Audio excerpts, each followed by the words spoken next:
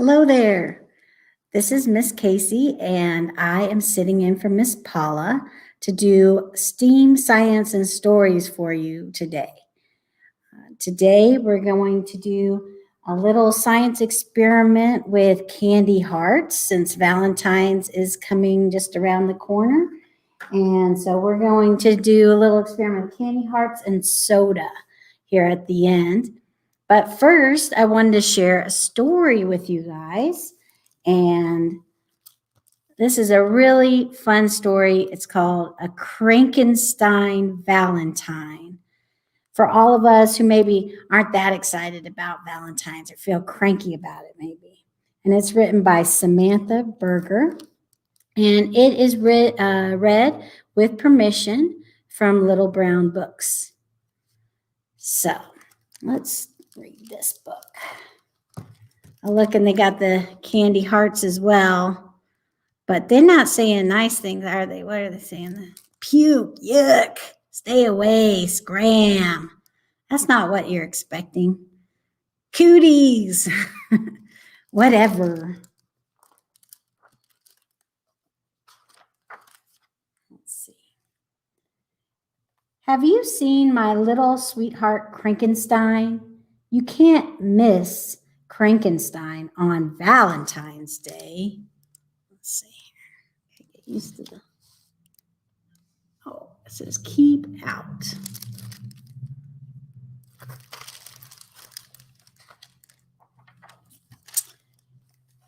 You would say, Happy Valentine's Day, my love. Frankenstein would say, Yuck. Do they look happy about it? The mom looks happy about it. Maybe if that's the mom.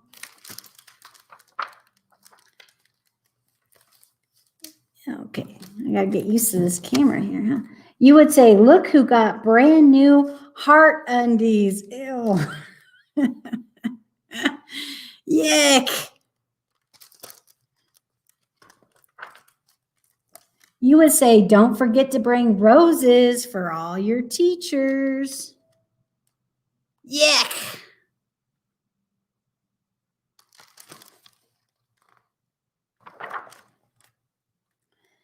You might see Frankenstein getting a big red smooch on the school bus. Yuck.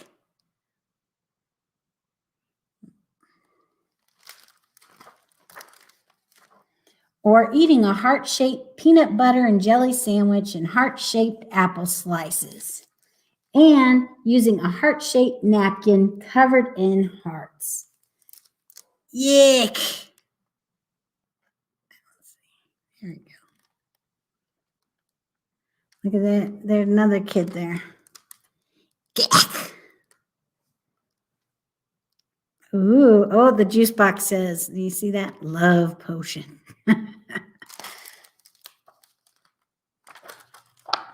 You may even find Frankenstein making his own kind of Frankenstein Valentine. Roses are red, violets are blue. Valentine's Day stinks. Seriously. P.U.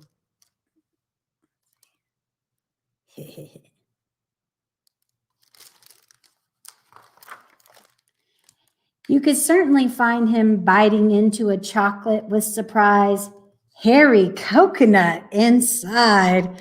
Yeah!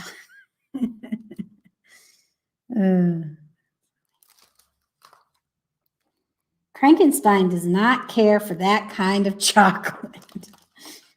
Have you ever had coconut chocolate? I like it. I think that's good. Let's see. Or helping to make the mushy, gushy Valentine's Day garland. Frankenstein does not appreciate helping to make the mushy, gushy Valentine's Day garland. Does he look like he's having fun? Well, the other kids are. Do you like Valentine's Day? Let's see. And you're guaranteed to find Frankenstein in the Valentine's Day school pageant. Frankenstein never said he wanted to be in the Valentine's Day school pageant. Oh no, he's wearing those heart undies. Poor kid. Nope, there's absolutely no way, no doubt, not now, not ever, that Frankenstein wants anything to do with Valentine's Day. Yeah, not happy. Except for maybe one thing. Uh-oh. What's that?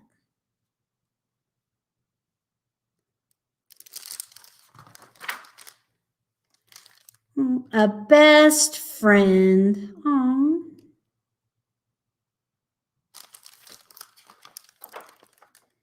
Who understands. Do not touch.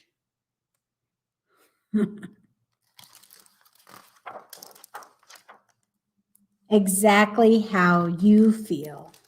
Roses are red, violets are blue. On Valentine's Day, I feel just like you.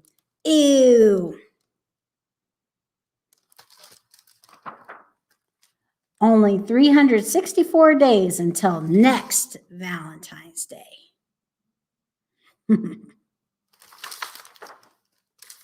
Let's see.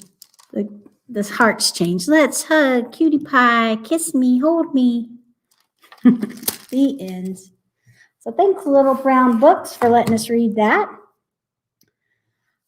Next, we have The Ballad of Valentine, and it's by Allison Jackson and illustrated by Trisha Tusa. And this is a Dutton children's book. And I'm going to kind of sing this one. It goes to, let's see. In a cabin in a canyon near a mountain laced with pine lived a girl who was my sweetheart, and her name was Valentine. You guys know that song? Oh, my darling, oh, my darling, oh, my darling Valentine. I have written 40 letters, but you never read a line. Gave the letters to a mailman to deliver rain or shine, but he couldn't find your address, so I penned this Valentine. Then I trained a homing pigeon and attached my note with twine. But he flew to Madagascar, where he dropped your Valentine. No. So I built a raging bonfire, sent a black and smoky rhyme. But a cyclone stole the message and it vanished one more time. Next, I taped a note in Morse code asking you to please be mine. But the signal hit a blizzard and it crossed the county line. Tapped, not taped. Then I rented out a mail car on the Westward Railroad line. But the train derailed in Denver, leaving letters strewn behind. Not catching any luck. Paid a rider on a pony, but his filly wouldn't mind. Bucked him clear to Arizona, where he's now been reassigned. Bought an airplane, wrote a message with a big heart underline, but the wind erased 3 letters, and now you're my Alanine.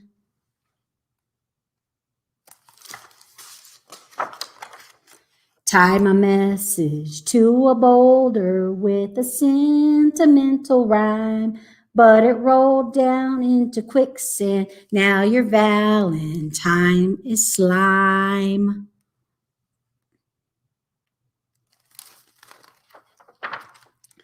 Well, I'm not much of a writer, but I tried to drop a line. If you ever get this message, will you be my Valentine?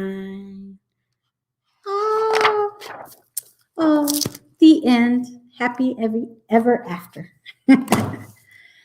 Okay, so you guys ready to do a science experiment? Now, you know, if you get these candy hearts from a Valentine and maybe you have some soda around the house, you can try this experiment. So it's called Dancing Hearts. And I got some different sodas. I have some different kind of conversation hearts. Because, you know, we tried it and it didn't work. And that's the cool thing about science, though. Just because something doesn't work doesn't mean you didn't do it right. And you can try new things. And so we decided first we tried ginger ale and these Brock's candy hearts. And let's show you. Let's see if it'll work this time. Who knows? Now, one thing, do you ever notice when you open soda the first time, it makes that noise, right? What is that? It's carbon dioxide, right? That's what makes the bubbles. And now this has been opened for a little while, so I wonder if that's making it less work as well. But so I'm going to take some of these Brock's candy hearts and drop them in there. Look at, can you see all those bubbles? So what's supposed to happen is that the bubbles form on the hearts and stick to them, make them light enough that they'll will carry them to the top of the soda. And then when they reach the top, the bubbles will burst and they'll go back down. Now let me try this now. We discovered it's not working. And so we thought, well, what could help? So one thing we figured out was to make them smaller. Now, these are actually a different brand. Let's try half of a Brock's here. Can you see that? Oh, move back over here so you can see. So we can break them up into smaller pieces. And why might that help?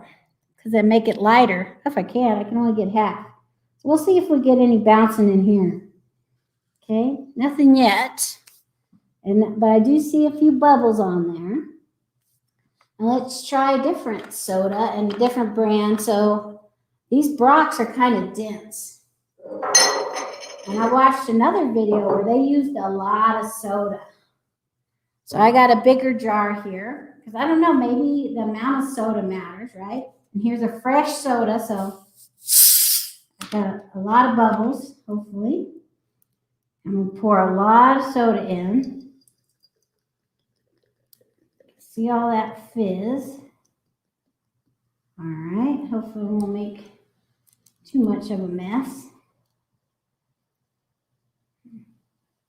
You want to get your parents' permission before you use up all the soda on this. Of course, I do think you can drink it with the candy hearts, so it might still be good, right? And now I'm going to try some of these sweetheart candies and pop them in. Oh, did you see them go right to the top? So this one's working a little pretty good, huh? Did you see them dancing? See that one dancing? There they are. A lot of bubbles coming off of them. Kind of dance around in there. Let's see if I drop a few more in. If it's like right away. They kind of settle after that and stop bouncing as much. Let's see. Let's see if we do it again. Let's see. Let's see. Oh, there goes one. Oh. That's kind of interesting, right? It works a little better when you put it in. But then they kind of start staying at the bottom. I'm not sure why that is. Maybe we could look up the ingredients and of the hearts and think about that. But there's a little experiment you could try at home if you'd like to, and watch the candy hearts bounce up and down, and try. You could try different brands of candy hearts and different brands of soda. So that was a 7 Up, and we tried. Oh yeah, and let's try sparkling water. Right, that's a lot of people like to drink that now, and they have a. It's basically just carbonated water without the sugar. I guess that's good to find out. Maybe it's something to do with sugar, right? So I'll pour some in here, and let's see if these smaller ones even bounce even extra. Okay. So I'll get a few of these. So we're using the same size and brand that I just did. Let's see. Oh, there goes one.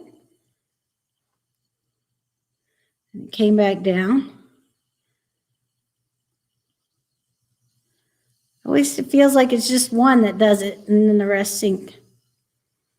You know, and it's funny, and when you look online, it seemed like they were all just dancing around. So there goes to show you don't believe everything you see online either, right? So yeah, that's what science is all about, right? Someone makes up an experiment and then gives other people the opportunity to try it out, make hypotheses, see if they can reproduce the results, and that's what we did there. And so I hope you enjoy today's STEAM Science and Stories with the Jidon Library. Every Monday at 11, we rotate between a story time or a STEAM Science and Story time. The library is back open again. You can come for hour-long visits. And we usually always have a kit around, a little craft to take home that you could do with your family. So please come on back and see us here at the library, and hope you have a great day. Thanks for joining me. Bye.